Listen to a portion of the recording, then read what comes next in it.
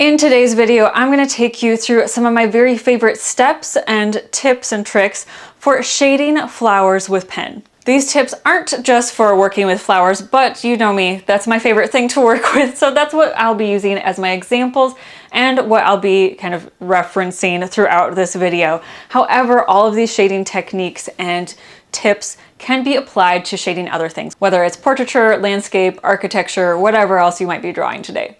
First things first, let's start with a strong foundation. I highly recommend working with a smooth paper source. I really like to use mixed media paper. I find that it's nice and thick. It usually comes in a crisp white, and for me, if I'm working with ink, I'm usually going to be scanning it or digitizing the piece.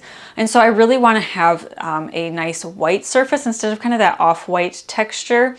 And then I really like having a smooth surface because then my ink isn't going to skip over lumps and bumps on your paper. Now, this is kind of a personal preference thing. Some people actually prefer to have the textured paper, but for me, when I'm working with ink shading as opposed to pencil shading, I'm using fewer lines. I'm giving more of an illusion of a darker value rather than actually having like the dark value on there, like when I'm using pencils for shading. So because I'm working with less lines, I need them to be a little bit more precise and I need them to go where I want them to go. So when I have a bump and my pencil or my pen, my pen jumps over it, that can be really frustrating and can throw off the whole section. So I do recommend, especially if you're a beginner, working with a smoother paper. I think that you'll have a little bit more success and a little bit less frustration. All right, step 2, once you have a nice smooth paper, you're going to need to start with a strong contour line drawing. When you're working with pencil shading, a contour line drawing is still important, but you can fake it a little bit more than you can with ink because again, you're working with less lines and so every single line is way more important. Now, what is a contour line drawing, you might be asking? A contour line drawing is the outline of your subject in a single line. This is usually a very sensitive, very realistic line drawing.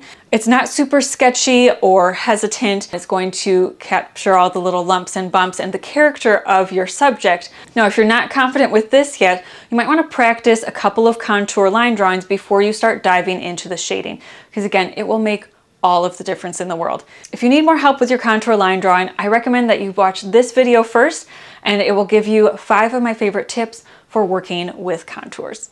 All right, once your contour line drawing is done, you're ready to start diving into the shading. Now for the pens that you use, I recommend having multiple different sizes. That is because not only will it create the illusion of depth, but it'll be a lot easier to control the value that you're placing down on your drawing. So having those different pen sizes, pen nib sizes, will really help. My very favorite pen size to use is the Pixma Micron 01 size, and I like to use the 005 size in order to kind of create some of those smaller details. You can have a variety of different pen sizes, but I recommend having at least 2 to kind of create that variety in line value. My rule of thumb is to use the larger size for the contour and any darker elements that I'm going to be shading in, and then use the smaller size for kind of some of the more delicate areas. That way, the delicate lines are not being overwhelmed too quickly, and I can still have that illusion of like delicate petals without it being, you know, like this harsh line right on top of it. All right, my next tip is to break in your pens. Now, I love the Pixma Micron pens. They have a cult following for a reason. There are a couple other pen types that I like that I'll have linked down below. But one thing I find to be consistent pretty much across the board is that I like to break in the pens before I just dive into using them. This is because they tend to come very inky, very wet, and you can get really dark lines, maybe too dark, or little splotches on your paper that you would rather avoid. I also find if I'm doing a lot of shading, like I'm doing a heavier shading style rather than kind of a lighter shading style, I find that having my lightest pen really broken in where it's not as inky and it skips a little bit more, I can get a similar effect to what I would get if I was shading with a pencil, where there's a little bit of skipping, there's a little bit more implied line in there. Now that might not be for you, but for me, I just find that having my pen broken in a little bit by just doodling with it in a page in my notebook before I start diving into a final piece really helps me to feel like I know the pen a little bit more, know what it's going to do, and not experience any of those big blotches or get lines that are just too heavy. All right, last compositional tip today is to have a consistent light source. So this is something that I see beginners struggle with a lot, where, like the flower head will have, an obvious light source from one direction, but then the leaf, it looks like the light source is coming from the other direction.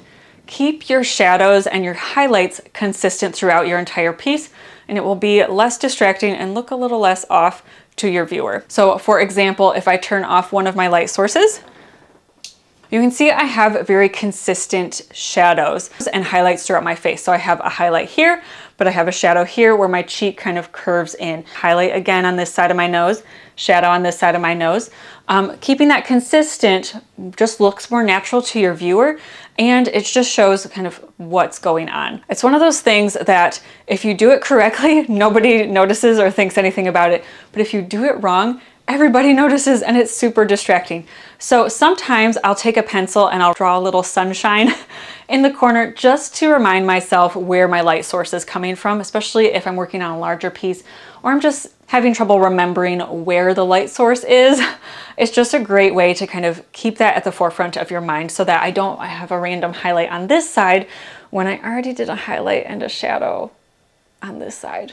Very last tip with working with ink shading is to use a consistent shading technique throughout the whole piece. Now, you can break some rules if there's some texture that you want to represent, so like with flowers, maybe you're using sunflowers and you really want to kind of capture those seeds in a different way.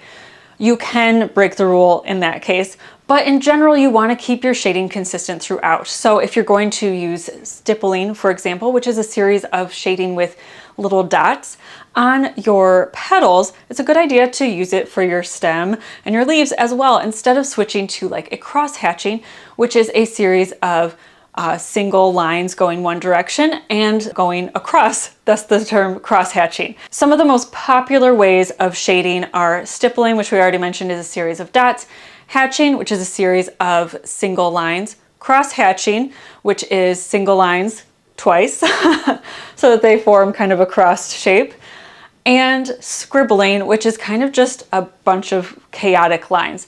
I see artists who do this really well. I'm not one of those artists that do this really well, so you're probably not going to see me do a lot of scribble shading, very little anyway, but it is a fun way to kind of explore if it's something that you would like to experiment with. Definitely, if it interests you, fill a sketchbook page or two with some experiments, see if it fits your personality and your work style. But keeping that technique that you choose consistent throughout your entire art piece, again, there are reasons to break that rule, but as a general rule, keeping it consistent will help your artwork look a lot more cohesive. Instead of your shading technique being the focal point can be your subject itself, and it can be the star of the show. So kind of one of those not being able to see the forest for the trees.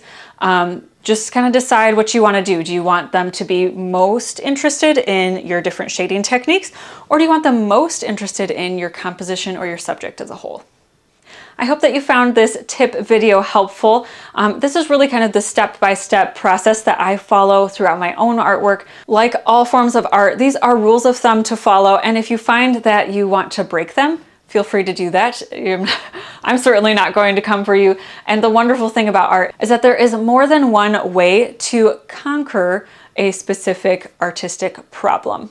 If there are any ink shading tips that you think I should have included but didn't, leave that in the comment section down below. And if you would like more help with your ink flower shading, I have an entire video course where I take you through the entire process. We start at the very, very beginning. We really break things down with the different shading techniques that you can use, different exercises, how to create gradients and the illusion of space.